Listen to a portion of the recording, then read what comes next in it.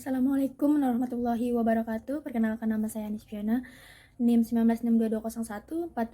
Saya dari Universitas Muhammadiyah Tangerang, Prodi Akuntansi S1, Fakultas Ekonomi dan Bisnis. Di sini saya akan menjelaskan tentang teori perilaku konsumen.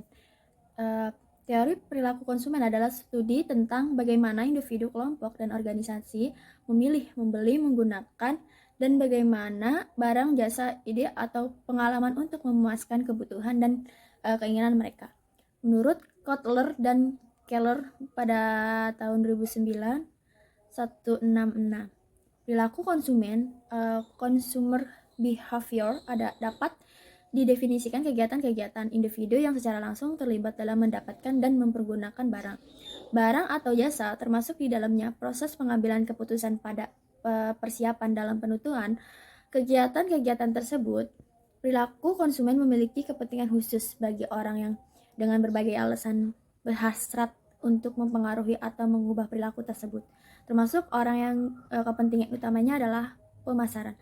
Tidak mengherankan jika studi tentang perilaku konsumen ini memiliki akar utama dalam bidang ekonomi, terlebih lagi dalam pemasaran menurut Suyanto 2012. Dalam melakukan konsumsi, pasti ada beberapa perilaku konsumen yang bisa dipantau dan dianalisis. Tertentu perilaku itu terjadi karena dipengaruhi oleh beberapa faktor, diantaranya menurut Kotler dan Keller 2012.2 A. Faktor budaya. Yang pertama, budaya adalah faktor dasi yang paling menentukan dari keinginan dan perilaku individu. Yang kedua, subbudaya. Subbudaya merupakan lingkup yang lebih kecil yang memberikan identifikasi dan sosial secara lebih spesifik. Yang ketiga, kelas sosial.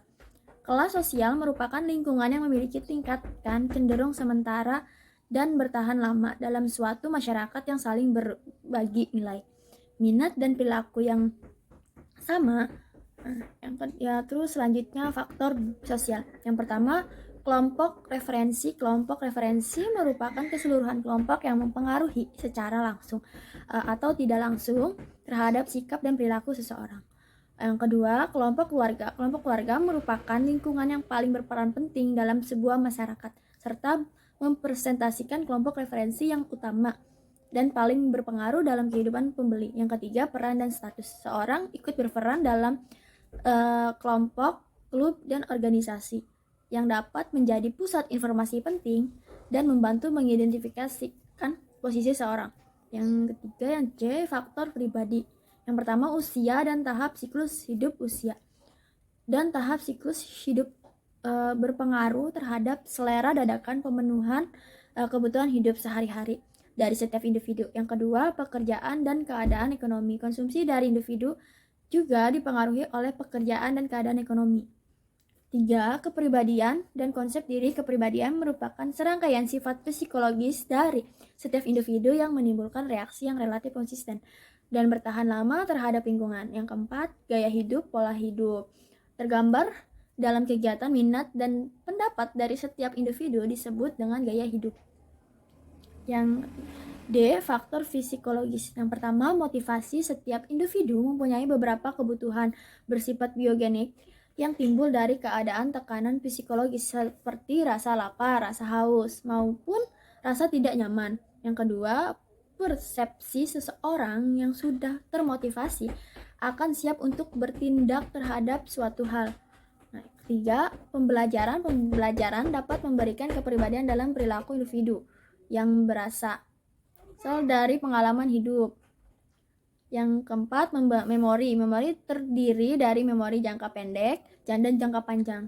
Mengidentifikasikan perilaku konsumen sebagai tindakan yang langsung terlibat dalam rangka mendapatkan konsumsi dan menghabiskan produk dan jasa, termasuk proses keputusan yang mendahului sebuah tindakan menurut Angel et al. 2008. Dilihat dari pengonsumsian suatu produk, perilaku konsumen dibedakan menjadi dua, yaitu yang pertama perilaku konsumen rasional dan yang kedua perilaku konsumen irasional. Berikut ada dua pendekatan perilaku konsumen antara lain. Yang pertama, pendekatan marginal utility yang disebut kardinal. Yang kedua, pendekatan indifferensi curve yang disebut ordinal. Perilaku konsumen adalah proses pengambilan keputusan dan kegiatan fisik individu yang semuanya ini melibatkan individu dalam menilai pendapatan, menggunakan atau mengabaikan barang dan jasa. Perilaku konsumen menjelaskan bagaimana seseorang dengan pendapatan yang diperoleh dapat membeli berbagai barang dan jasa sehingga tercapai keputusan tertentu sesuai dengan apa yang diharapkan. Cukup sekian dari saya, kurang lebihnya mohon maaf. Wassalamualaikum warahmatullahi wabarakatuh.